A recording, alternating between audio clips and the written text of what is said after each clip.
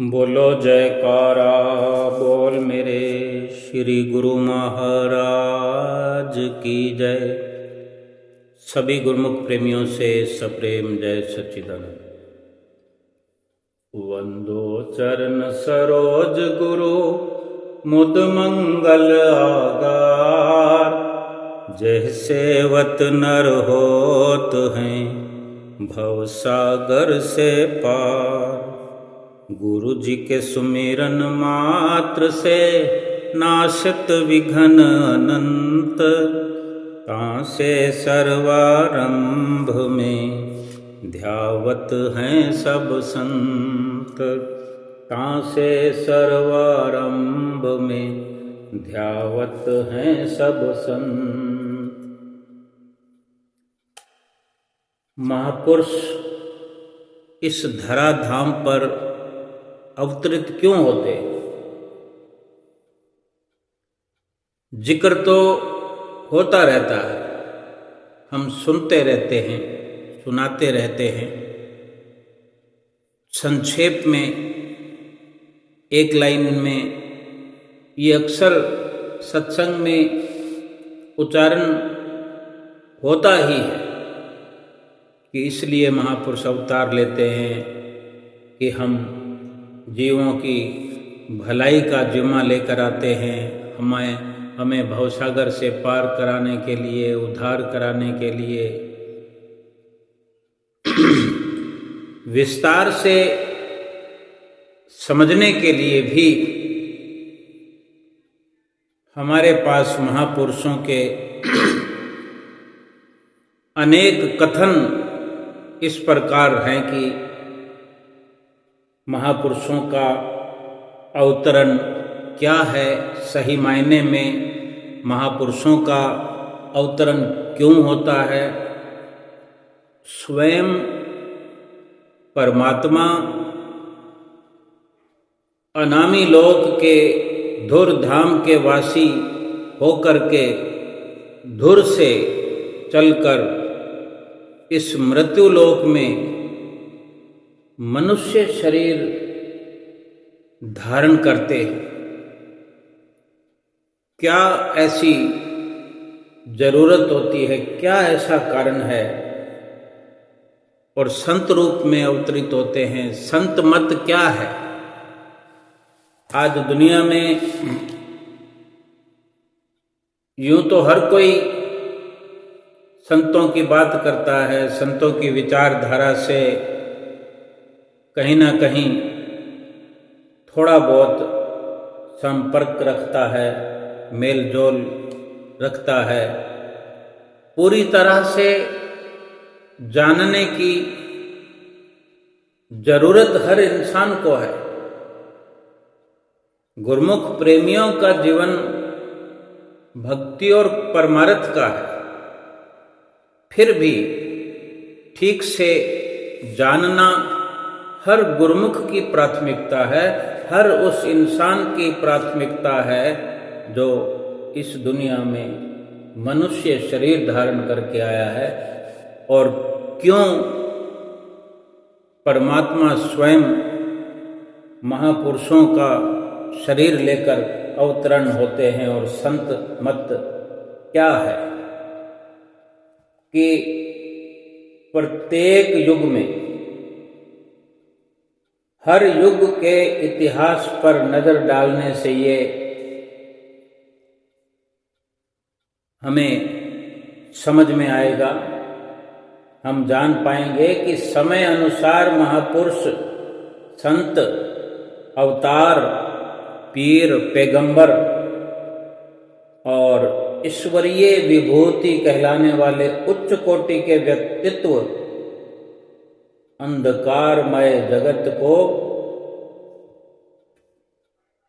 सत्य मार्ग दिखाने के लिए प्रकट हुआ करते हैं।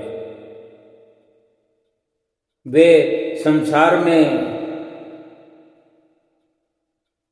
मिटते हुए, आलोप होते हुए, अदृश्य होते हुए धर्म को फिर से नया जीवन प्रदान करते हैं। उनके जीवन का सर्वोत्तम लक्ष्य, ऊंचे से ऊंचा मकसद ये होता है कि संसार की कुप्रवृत्तियों तथा कमियों को, त्रुटियों को, गलतियों को दूर करना। निष्प्राण तथा घायल इंसानियत में,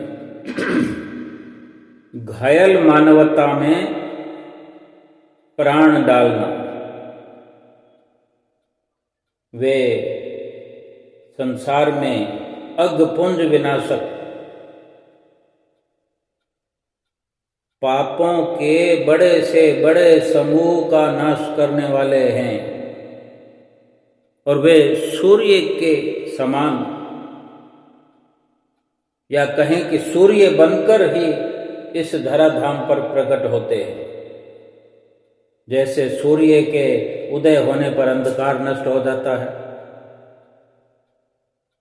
रात भर हम देखते हैं अंधकार छाया होता है। बेशक हर इंसान अपने स्तर पर रोशनी यथासंभव अपनी शक्ति के अनुसार, अपनी कार्रवाई के अनुसार और अपनी क्षमता के अनुसार अपने इर्द गिर्द रोशनी हर कोई कर लेता है। लेकिन क्या दिन की तरह जो रोशनी दिन में होती है, क्या वो सभी इंसान मिलकर भी कर सकते हैं? इतनी रोशनी होने पर भी अंधेरा ही छाया रहता है। तभी ये जिक्र भी आता है बार बार कि रात्रि का अंधकार मिटाने के लिए सूर्य उदय होता है, या यूं कहें कि सूर्य की पहली किरण से ही अंधेरा भागने लगता है। जैसे सूर्य उदय हुआ कि अंधेरा गायब हो जाता है, देखते ही देखते। बस सूर्य अपना मुंह दिखाए, सूर्य देव उदय होने को आया और अंधेरे का समूल नाश हो जाता है। तो सतगुरु भी, महापुरुष भी दुनिया में सूर्य बनकर के आते हैं। जैसे सूर्य के उदय होने पर रात का अंधेरा नष्ट हो जाता है, सब जगह प्रकाश ही प्रकाश दिखाई देने लगता है, और जिस कारण अंधकार में रहने वाले मच्छर, कीटाणु आदि ये भी नष्ट हो जाते हैं। धूप के होने से, सूर्य के उदय होने से कई ऐसे हम अनुभव करते हैं कि रात को मच्छरों को भगाने के लिए, मच्छरों से सुरक्षित होने के लिए कितने साधन अपनाने पड़ते हैं, जतन करने पड़ते हैं। और जब सूर्य देव प्रकट हो जाते हैं तो फिर उतनी जरूरत नहीं रहती। जहाँ जहाँ सूर्य की किरणें पहुँचती है वहाँ पर मच्छर, कीटाणु, ऐसे जीव जंतु जिनका सूर्य की गर्मी से, रोशनी से, उसके तेज से उनका खात्मा हो जाता है। ऐसे ही संत महापुरुषों के अवतरित होने पर इस धराधाम पर संतों महापुरुषों के अवतार धारण करने पर रजोगुण, तमोगुण तथा आसुरी स्वभाव जगत से दूर होना शुरू हो जाते हैं।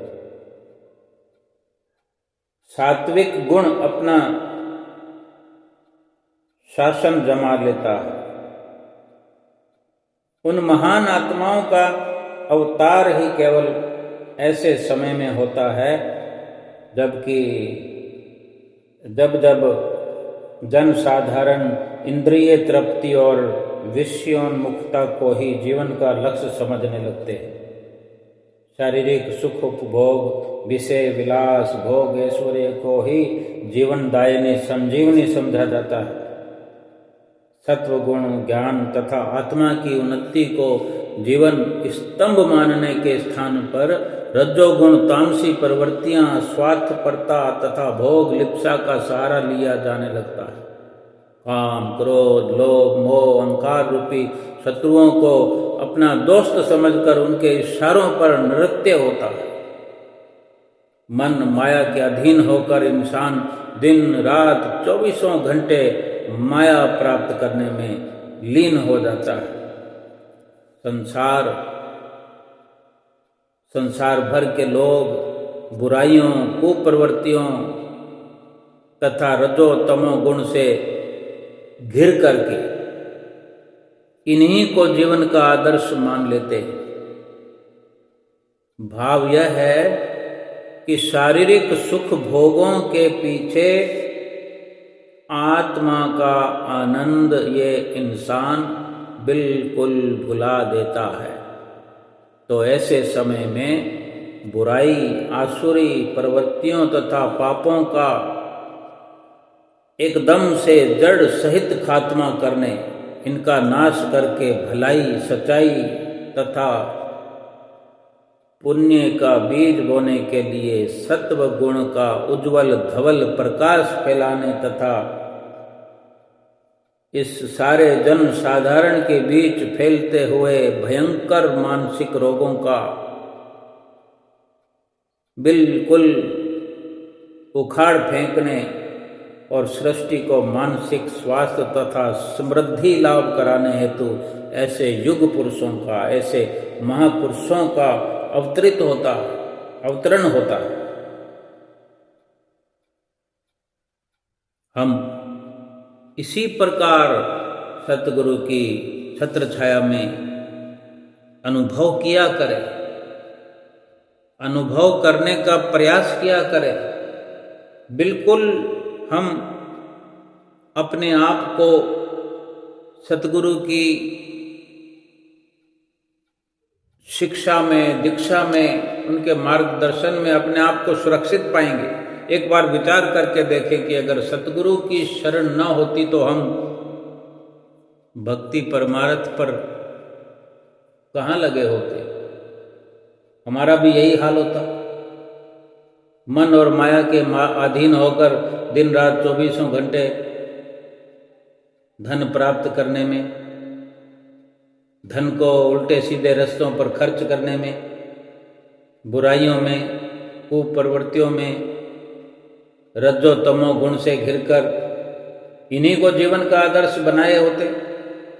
या जब हम सतगुरु की शरण में नहीं थे, जब सतगुरु से हमें नाम नहीं मिला था, जब सत्संग में हम नहीं आने लगे थे, उससे पहले हम विचार करके देखें और ये विचार करके देखें कि जो आज हमें सुरक्षा, शिक्षा प्राप्त है, जो हमारा सतगुरु के चरणों से जुड़ाव है, हमें सुबह उठते ही सतगुरु की याद आती है, सुबह उठते ही सतगुरु का दर्शन करने का मन करता है, फिर मत्था टेकते हैं, आरती पूजा करने का मन करता है, आरती पूजा करते हैं।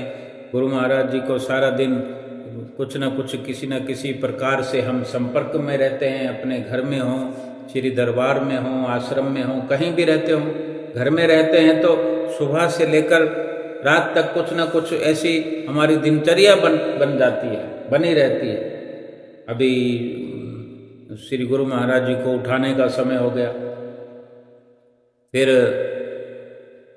थोड़ी देर में चाय पीते हैं, चाय बनाते हैं, श्री गुरु महाराज जी को भोग लगाते हैं। श्री गुरु महाराज जी को सर्वप्रथम उठा करके स्नान कराते हैं, फिर विराजमान कर देते हैं, क्योंकि रात को अगर श्री गुरु महाराज जी को विश्राम कराते हैं, सुलाते हैं, तो सुबह उठाने का पहला कर्तव्य हमारा यही है। हमारे उठने के बाद पहला कर्तव्य यही होता है। गुरुमुखों के जीवन का ये मुख्य कार्य है, ये प्राथमिकता है कि श्री गुरु महाराज जी को उठाया, माथा टेका, फिर गुरु महाराज जी को चाय का भोग लगाया, फिर उसके बाद में आरती पूजा करना, भजन सुमरन करना, फिर दिन में जितने भी खाना नाश्ता बनता है श्री गुरु महाराज जी के आगे हाजिर हो जाते हैं। भी आप भोग लगाओगे तभी हम वही भोग खाएंगे। फिर उसके बाद में फिर जैसे भी है, नहीं तो दोपहर में तो फिर खाना होता ही है। 2 बार खाने का 3 बार खाने का प्रोग्राम है। सुबह को नाश्ता करके समझ लो खाने का प्रोग्राम हो गया। कोई चाय पराठे खाता है, कोई सब्जी दाल रोटी जैसे खाता है दोपहर में, और रात को जैसे ये लंच और डिनर के प्रोग्राम तो घर में होते ही हैं, जैसे दरबार में होते हैं। और फिर इसके बीच में शाम को फिर चाय पीते हैं, रात को दूध पीते हैं। तो ये सब के सब श्री गुरु महाराज जी को भोग लगाने का प्रावधान है। गुरुमुखों प्रेमियों का ये एक सुंदर दिनचर्या बनी होती है। सोचो कि अगर गुरु महाराज जी की शरण न मिली होती, गुरु महाराज जी के चरणों से हम न जुड़े होते, तो फिर ऐसा जीवन हमारा थोड़ी होता। और कहाँ फिर ये जिक्र आता है कि इससे पहले इंसान की ये जो अक्ल बुद्धि, इंसान का जीवन रजोगुण और तामसी प्रवृत्तियाँ, स्वार्थपरता और भोग लिप्सा का सहारा लिए जाने वाला जीवन हो जाता है। काम क्रोध लोभ मोह अहंकार रूपी शत्रुओं को अपना मित्र समझ बैठता है। इस सतगुरु के आने पर, सतगुरु के चरणों में हमारे पहुंचने पर, बार बार उनका दर्शन करने से, उनसे वचन सुनने से, उनके सत्संग में बैठने से ही हम जान पाते हैं कि ये तो दुश्मन है। हम जिनको दोस्त समझे बैठे हैं वो सरासर हमारे दुश्मन हैं। ये तभी हम जान पाते हैं जब सतगुरु की शरण हमें मिलती है। कहने को इस वाक्य को पूरी दुनिया दोहराती होगी, काम क्रोध लोभ मोह अहंकार, ये जिक्र तो अमूमन सभी करते होंगे, लेकिन ठीक से समझाने का कार्य तो सतगुरु ही करते हैं कि काम क्या है, लोभ क्या है, मोह क्या है, अहंकार क्या है। जब से सतगुरु की शरण हासिल हमें हो जाती है, हम इन दुश्मनों के इशारों पर नाचना बंद कर देते हैं, जिनकी गुलामी में हम आए होते हैं। ये इंसान जिनकी गुलामी में आया हुआ होता है, सतगुरु की शरण मिल जाने के बाद उन्हीं को गुलाम बनाने के लिए एक नई मुहिम छेड़ देता है और सफल हो जाता है। मन और माया की अधीनता समाप्त हो जाती है, आजाद हो जाता है जीव। क्योंकि आजाद देश के वाली, आजाद देश के सतगुरु जो हमें मिले हुए हैं, जो आप स्वयं इन सब से मुक्त हैं, मुक्त पुरुष हैं, और हमें भी मुक्त कराकर अपने साथ ले जाने के लिए आए हैं। ये कुदरत का अटल नियम है कि सृष्टिकर्ता परमपिता परमेश्वर ने इस धरती, आकाश तथा सारे संसार को एक विशेष नियम में बांधा हुआ है। कुदरत को हर पल निहारने से, इसके गूढ़ से गूढ़, गहरे से गहरे रहस्य विचारने से ही मालूम होता है कि सृष्टि की कोई भी वस्तु बिना नियम के नहीं है, नियमित है। रात्रि को अंधकार जो होता है, रात का अंधेरा मिटाने के लिए सूर्य कोई अभी थोड़ा बहुत समय थोड़ी हुआ है सूर्य उदय होने को, सूर्य उदय होने लगा है, रोज का रोज उसकी ड्यूटी है। तो ये युग युगांतरों से सूर्य का उदय हो रहा है, युग युगांतरों से सूर्य उदय होता चला आया है। और फिर जो सूर्य की गर्मी है, दोपहर में सूर्य की कैसे गर्मी होती है, धधकती दोपहर की किरणों, रश्मियों और कड़कती धूप को शांत करने के लिए मंद मंद पवन, हवा, प्रकाश तथा तिमिर को, अंधकार को अंतःस्थल में छुपाए शीतलता प्रदान करने वाली संध्या वेला आती है। ये अवस्थाएं हैं, एक प्रकार से ये नियम है, अटल नियम है कुदरत का कि संसार को रचने वाले परम पिता ने, परमेश्वर ने, चाहे धरती हो चाहे आकाश हो, संसार में जितने भी ये नियम में बंधे हुए, हर कोई अपनी अपनी ड्यूटी कर रहा है। चाहे हवा हो, धूप हो, धरती आकाश हो, सूरज हो, चांद हो, तारे हों, गर्मी से झुलसे और दुखी मनुष्यों, पशु पक्षियों, स्वल्प सलीला नदियों तथा वनस्पतियों के लिए बरसात का मौसम, बादलों की गड़गड़ाहट के साथ उनका आगमन होता है, मेघ गर्जन के साथ पदार्पण करती हैं। ये मौसमें, ऋतुएं, और फिर अनंतर ऋतुराज बसंत आकर के कुदरत के आंगन में ऐसा एक अनूठा नजारा पेश करते हैं कि पत्तों से सूने पादपों पर नई कोपलें फूट पड़ती हैं, कलियां खिल उठती हैं, मलय समीर दसों दिशाओं को सुरभित कर देती है।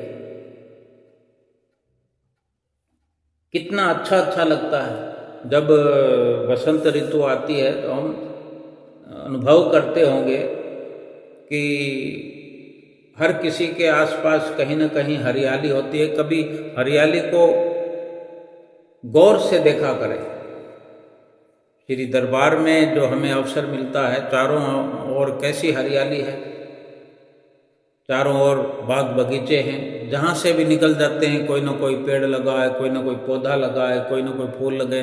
और जो बाग बगीचे जो बने हैं, जो हमारे गुरु महाराज जी ने ये सुंदर व्यवस्था श्री दरबार में करी हुई है, बाग बगीचों में तो अनेकों प्रकार के फूल और फल, जिनकी कोई महिमा का अंत भी नहीं, वर्णन नहीं किया जा सकता। अगर नित्य प्रति कहीं हम गौर से देखा करें तो एक बार जहाँ पतझड़ आ जाता है, फिर ये बसंत के आने पर किस प्रकार से सब जगह, हर पत्ते पर, हर डाली पर हरियाली देखने को मिलती है। दसों दिशाएं हरी भरी होने लगती है। इसी प्रकार प्रत्येक युग में कई सामाजिक और धार्मिक क्रांतियां हुई हैं। कई समाज के अंदर ऐसी कई क्रांतियां हुई हैं समय समय पर। प्रकृति अपने उसी नियम पर अविचल भाव से कार्य कर रही है और करती रहेगी। ये इतिहास साक्षी है कि जब जब इंसान माया विष्ठा का दास बना, माया का कीड़ा बना, ग्रंथों में, शास्त्रों में सीधे सीधे वर्णन है कि जब जब मानव माया विष्ठा का कीट, दास बनना, माया की गुलामी करना भी विष्ठा का कीड़ा बनने से यहाँ पर उच्चारण किया जाता है कि जो गुलामी है, दासता है, वो माया के विष्ठा के कीड़े के समान है। फरमाते हैं कि जब जब माया विष्ठा का कीट बना है इंसान, तृष्णा लोभ की ज्वाला में झुलसा और माया के पर्दे से, माया के आवरण से इसने आत्म ज्ञान को भुला दिया। सत्य, धर्म, पुण्य, भक्ति तथा ज्ञान का विनाश हुआ। तब तब युग परिस्थिति के अनुसार उन परिस्थितियों का सुधार करने हेतु हमारे महापुरुषों ने अवतार धारण किया। परमाणतः जैसे कि परम संत श्री कबीर साहब जी, श्री गुरु नानक देव जी, संत पलटूदास जी, संत दादू दयाल जी, संत सहजोबाई जी, संत दयाबाई जी तथा ऐसी अन्य अन्य दिव्य विभूतियां भक्ति और अध्यात्म ज्ञान से अनुप्राणित होकर समय अनुसार प्रकट हुई और उन्होंने जगत को प्रेम, भक्ति, त्याग, वैराग, आत्म ज्ञान और भजन अभ्यास संबंधी उपदेशों से आत्म साक्षात्कार का पथ दिखाकर मरे हुए जीवन को इस संसार में नव जीवन का संचार किया है। भक्ति परमार्थ हमारे जीवन में न होता तो हमारी जो अवस्था है मुर्दे से अधिक कुछ भी नहीं है।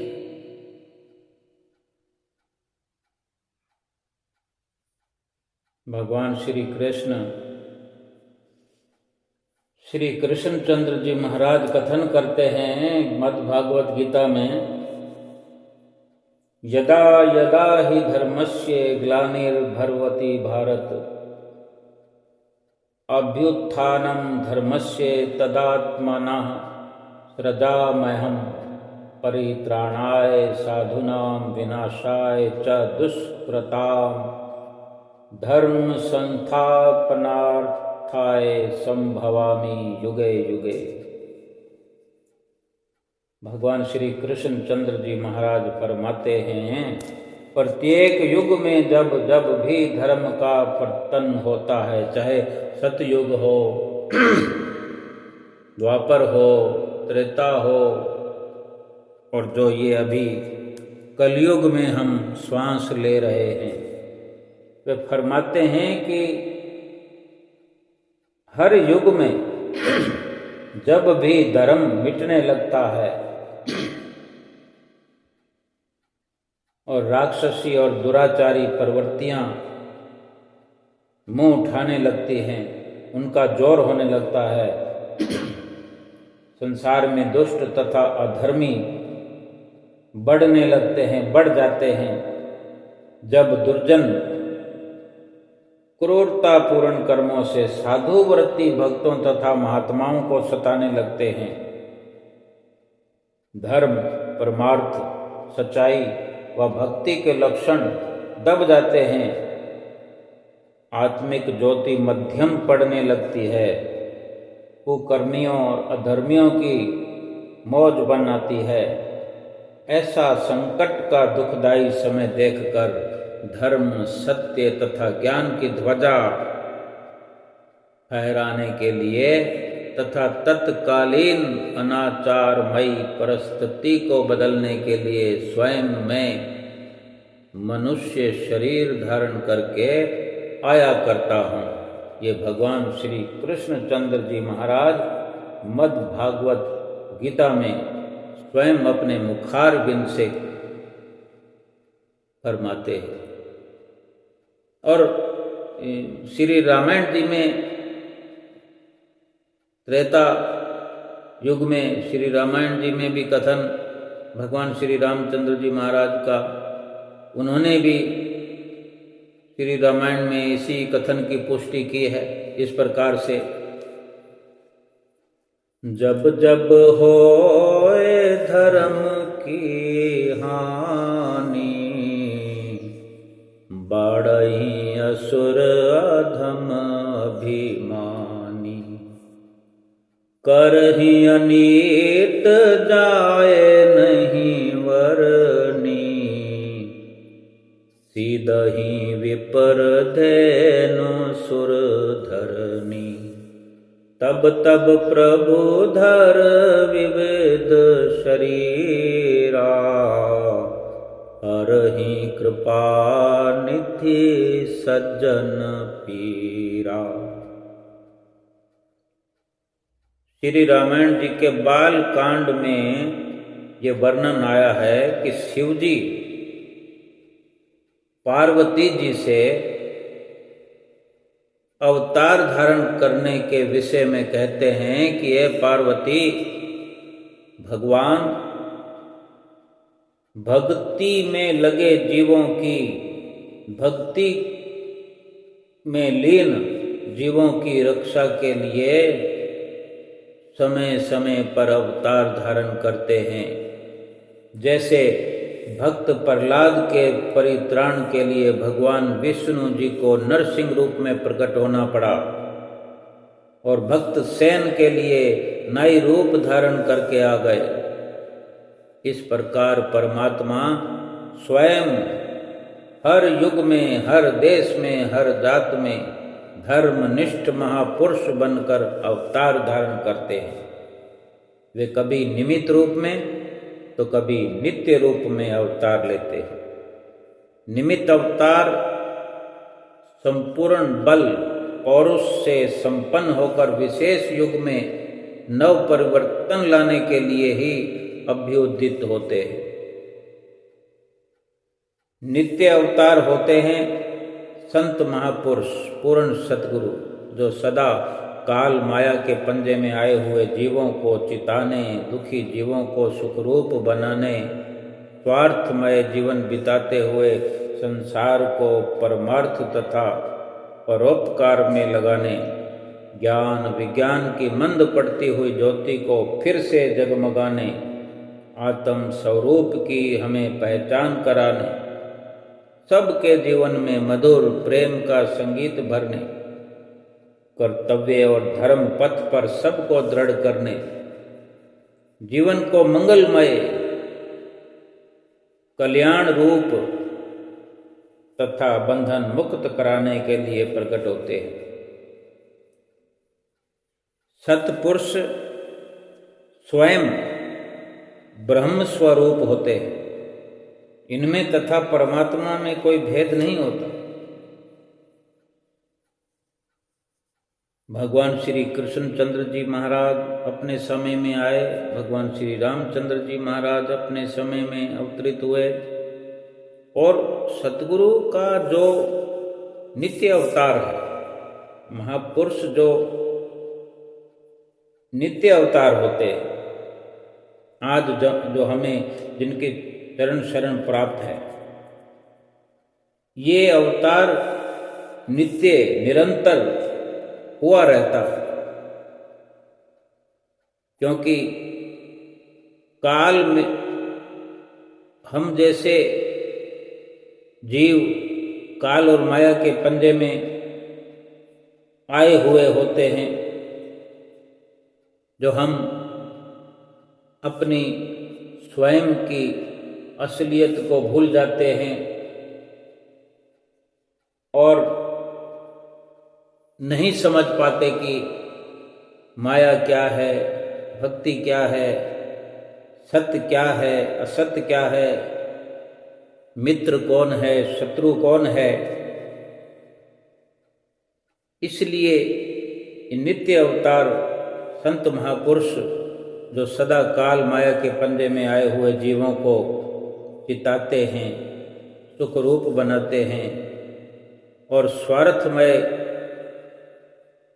हमारे जीवन को परमार्थिक रूप देकर हमारे अंदर मंद पड़ती हुई ज्ञान और विज्ञान की ज्योति को जगमगा देते हैं, हमें आत्म स्वरूप की पहचान कराते हैं। ये स्वयं पार ब्रह्म होते हैं। इंसान का रूप, मनुष्य शरीर तो केवल हमारी जीवन में सुव्यवस्था के कारण धारण करके आते हैं। फकीरों का कौल है, हर की खाहद हम नशीनी बा खुदा, गो नशीनी अंदर अधूरे औलिया। हर प्रकार से समझाया गया है और सतमार्ग दर्शाया गया है कि जो कोई परमात्मा के नजदीक बैठने की इच्छा रखता है, परमात्मा को पाने की इच्छा रखता है, वो वक़्त के संत महापुरुषों की हजूरी में आकर के बैठे। क्योंकि संत महापुरुषों की हजूरी ही स्वयं परमात्मा की हजूरी है। उनकी पावन संगति ही परमात्मा की संगत है।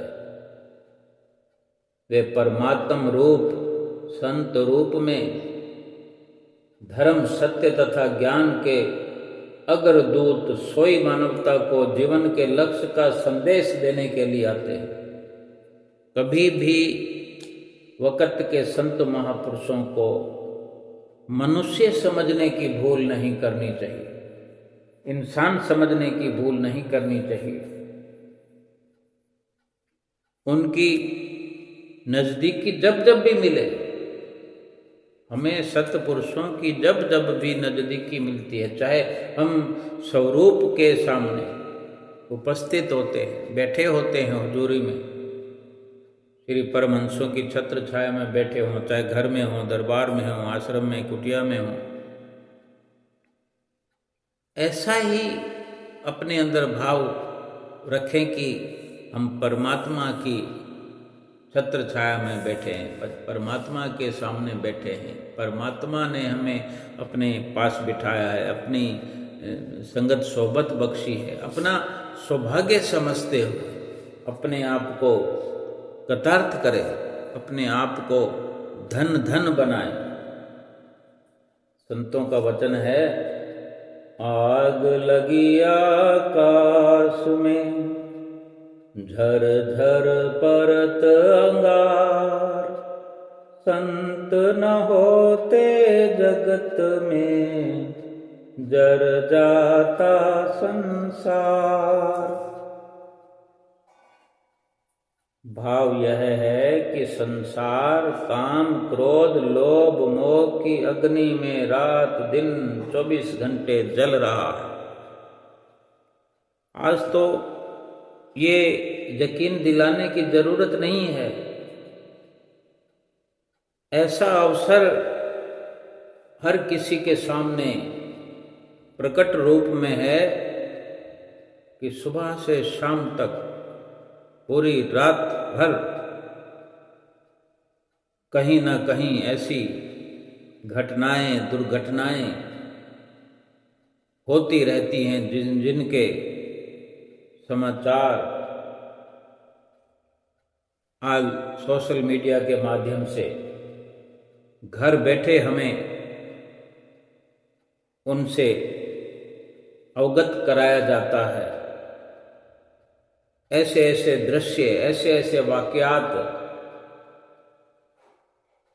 ऐसे ऐसे समाचार देखकर, पढ़कर, सुनकर रूह कांप उठती है। जब महापुरुष अपनी वाणियों में आद जुगाद से वर्णन कर चुके कि अगर संत न होते तो सारा संसार जल मरता, लेकिन अगर ये दशा नहीं आई है, संसार अगर सुरक्षित है इतनी आग लगी होने पर भी तो संतों महापुरुषों के इस संसार में अवतार लेने के कारण जो उन्होंने भक्ति और परमार्थ का एक रास्ता बना रखा है, आज हम देखते होंगे कि कितने गुरमुख भाई बहन हम जैसे सतगुरु की शरण में हैं,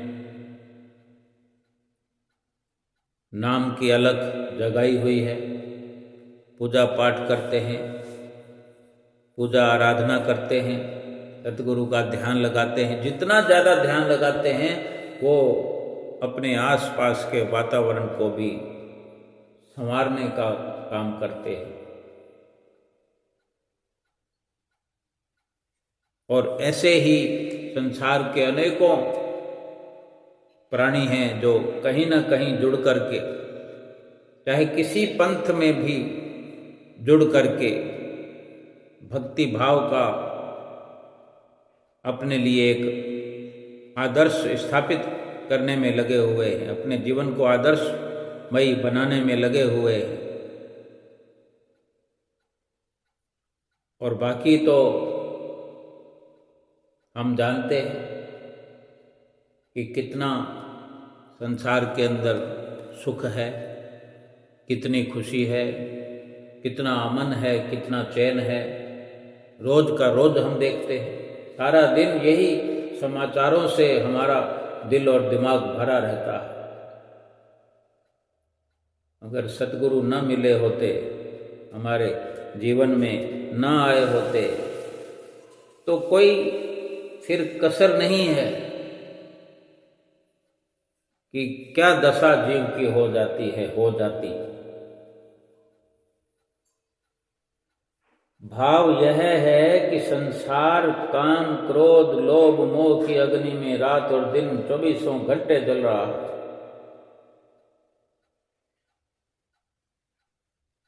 संत महापुरुष ही ज्ञान रूप अमृत बरसा रहे हैं। अगर यदि संत महापुरुष ज्ञान रूपी अमृत न बरसाते तो ये संसार तो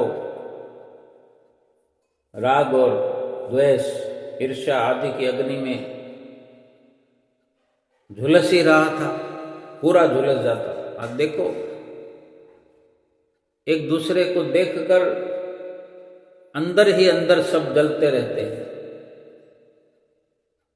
एक दूसरे से ईर्ष्या करते हुए जलना, एक दूसरे से राग है, द्वेष है, और फिर जो घटित होता है फिर वो हम देखते हैं।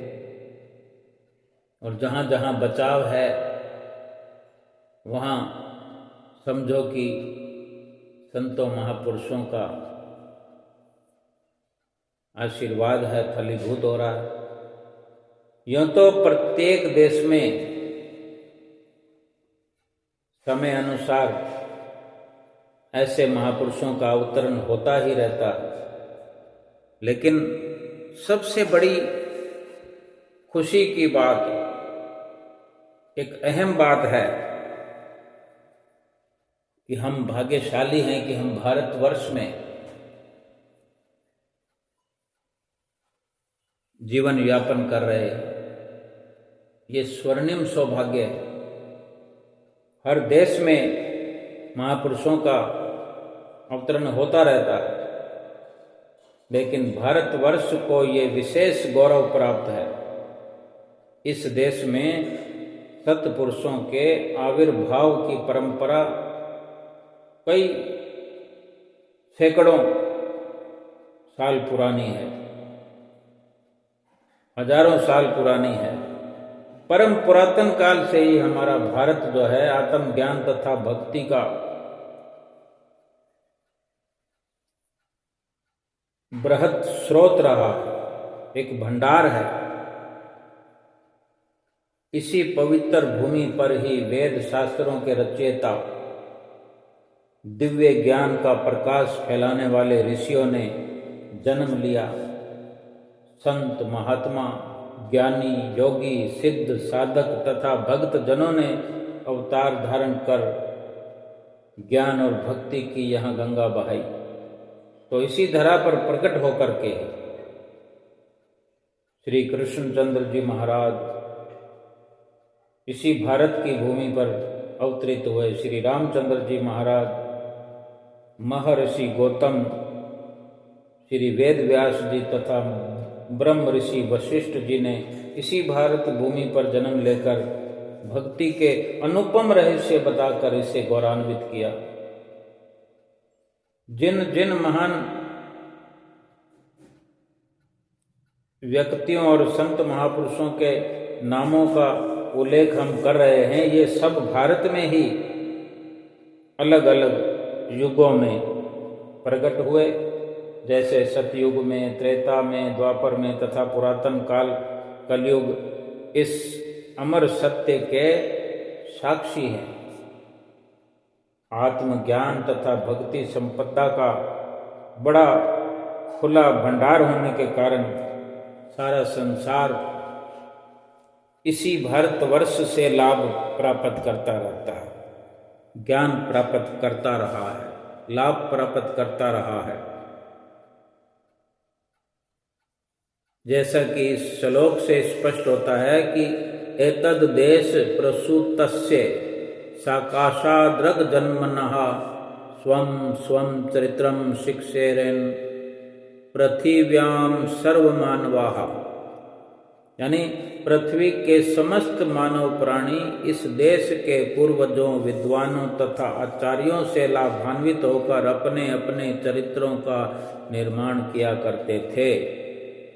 इस दृष्टि से, इस नजरिए से यदि भारतवर्ष को संपूर्ण संसार का गुरु अथवा पथ प्रदर्शक कहा जाए तो अनुचित न होगा। आज के वैज्ञानिक युग में सभी विज्ञान द्वारा अन्वेषित सुख साधनों का श्रेय वेदों को ही है। वेदों में जहाँ ज्ञान, विज्ञान, आत्म, परमात्मा, साधन योग का रहस्य दिया है, वहाँ प्रकृति पर विजय पाने का अनुपम उल्लेख अथर्ववेद में दिया गया है। संसार के तथाकथित, इस जगत के तथाकथित सुधारकों अथवा संत महापुरुषों के नाम तथा रूप चाहे अलग अलग रहे हों, किंतु लक्ष्य, ध्येय सभी का एक ही रहा है। जन साधारण में आत्म विद्या और भक्ति और ज्ञान का प्रचार करके जगत की दुर्दशा को सुधारना, सुरत शब्द योग साधना से आत्मिक उन्नति करवाना, परमार्थ पथ दर्शाना, इस पवित्र तथा महान उद्देश्य को प्रचलित भाषा में संत मत कहा जाता है। संत मत रूहानियत तथा भक्ति का साधन है। संत महापुरुष राग, द्वेष, ईर्ष्या, वैर, विरोध से निर्लिप्त और समदर्शी होते हैं। वे सम्मान भाव से वचनामृत वर्षा द्वारा जन जन का कल्याण करते हैं। वेदों, शास्त्रों तथा ग्रंथों ने भी इस सत्यता की पुष्टि की है। यहाँ तक कि आध्यात्मिक महानुभावों ने भी इस अटल सत्य को स्वीकार करते हुए कहा है कि वे कोई नया धर्म चलाने नहीं आए, बल्कि केवल पुरातन काल से अवतारों तथा महापुरुषों के बताए हुए मार्ग को दर्शाने आए हैं, जिसे सुरत शब्द योग का मार्ग भी कहते हैं। जन्म जन्मांतरों से जीव, काल और माया के धोखे में आया हुआ मालिक से बिछुड़कर संसार में कष्ट और चिंताओं का शिकार बना हुआ है। इस बिछुड़ी सुरती को मालिक से मिलाना तथा आत्मा का संबंध परमात्मा से जोड़ना ही संत मत का सिद्धांत है और वास्तविक उद्देश्य है। यही वेदों, पुराणों व सदशास्त्रों तथा प्राचीन संतों का लक्ष्य रहा है। संतों महापुरुषों के जितने भी उपकार हम जीवों पर हुए हैं, हो रहे हैं, हम सौभाग्यशाली जीव तब ठीक से कहला पाएंगे, तब हम गुरमुख कहलाएंगे। गुरमुख कहलाने का अधिकार पूरा पूरा तभी प्राप्त कर पाएंगे कि महापुरुषों के ऐसे परोपकार के इस लक्ष्य को हम अपने हृदय में धारण करें, उनके इस लक्ष्य में पूर्ण तौर से भागीदार बने, जो हमारे लिए श्री परमहंस अद्वैत मत के महा उन्नायकों ने, महान विभूतियों ने, श्री परमहंसों ने हमारे लिए 5 नियमों की जो रचना रचाई है। जो 5 नियम श्री दरबार के बने हुए हैं, श्री आरती, पूजा, सेवा, सत्संग, सुमरन, दर्शन, ध्यान, श्रद्धा सहित जो नित्य करे, निश्चय हो कल्याण। अपने कल्याण की खातिर, अपनी आत्मा को परमात्मा के मिलाने की खातिर, अपनी बिछड़ी हुई सुरती को इन 5 नियमों के साधनों से, इन सभी साधनों को अपनाते हुए 2 घंटे भजन अभ्यास नित्य प्रति करते हुए अपने इस लोक को भी सुखी करना है, परलोक को सुहेला बनाना है और सतगुरु की पूर्ण तौर से प्रसन्नता हासिल करना है। बोलो जयकारा बोल मेरे श्री गुरु महाराज की जय।